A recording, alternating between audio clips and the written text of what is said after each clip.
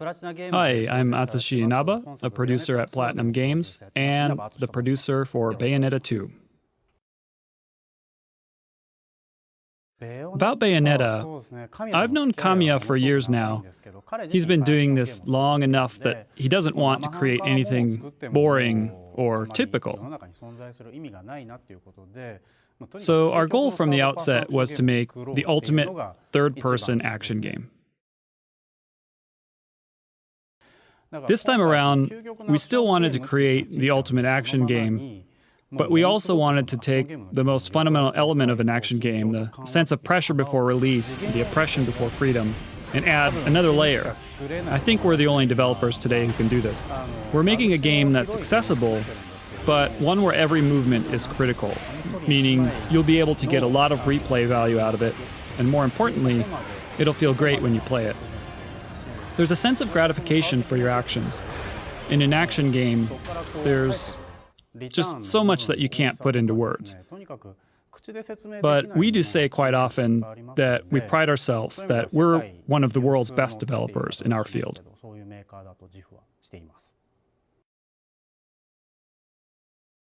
Umbran Climax. It's a system where Bayonetta releases built-up magic under certain conditions. Bayonetta can show off amazing abilities different from her regular attacks. And rather than her just being able to perform powerful attacks, it substantially heightens the sense of release from the pressure the game had been building up until then. Watching the infernal demons wreak havoc, of course, looks amazing, but now you can feel it. It gives you a sense of power and euphoria like no other. Think of it as a game system where you can feel sensations that you couldn't experience in Bayonetta 1. I think you're going to like it. We've come up with a lot of fun ways to use the Wii U gamepad with Bayonetta 2. I know you're thinking, how can you possibly play an action game with a stylus? Trust me, you'll be surprised.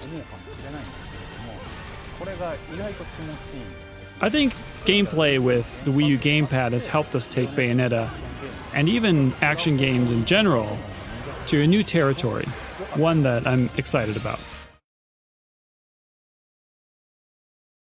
I think a lot of people were surprised to see Bayonetta with short hair. Kamiya Hashimoto, the game's director, and I talked about this and concluded, Bayonetta isn't the type of woman who settles for the same old thing, which also goes for her costume. From her fashion to her hair, we talked about how it would be like her to make some drastic change like this. We couldn't change her. It's more like we were discussing changing her until suddenly we realized she had already changed herself.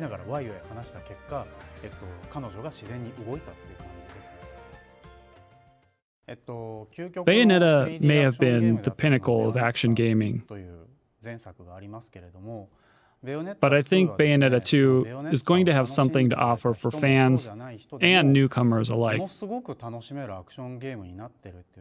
We're confident when we say you're going to enjoy it.